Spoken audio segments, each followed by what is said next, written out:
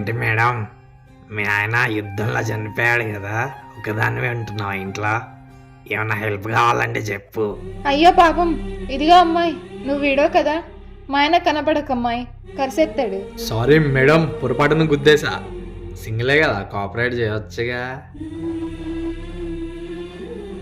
ఎందుకండి మమ్మల్ని ఒంటరిగా వదిలేసి వెళ్ళిపోయారు?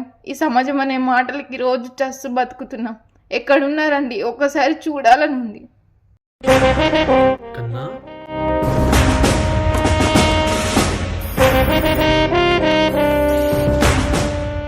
బోర్డర్లో బుల్లెట్స్తో ఫైట్ చేయడం ఈజీ, కానీ మన సొసైటీ మైండ్ సెట్తో ఫైట్ చేయడం చాలా కష్టం. నేను దేశం కోసం చనిపోయా, కానీ నా వైఫ్ రెస్పెక్ట్ కూడా నాతో మట్టిలో కలిసిపోతుంది అనుకోలేదు. చాలా మంది హస్బెండ్స్ చనిపోతే ఒంటరాడపిల్ల అంటారు, కానీ తను ఒక సోల్జర్ వైఫ్ అని మర్చిపోతున్నారు. నేను ప్రాణం ఇచ్చింది ఫ్లాగ్ కోసం మాత్రమే కాదు, ఆ ఫ్లాగ్ కింద ఉన్న ప్రతి మహిళ సేఫ్గా రెస్పెక్ట్తో బతకాలని. దేశభక్తి అంటే రీల్ స్టేటస్ పెట్టడం కాదు, మరొకరి భార్యని గౌరవించడం కూడా దేశసేవే. నా ప్రాణం ఒక్కసారే పోయింది, కానీ ఆమె సెల్ఫ్ రెస్పెక్ట్ ప్రతిరోజు పోతుంది. If you really respect soldiers, first respect their families.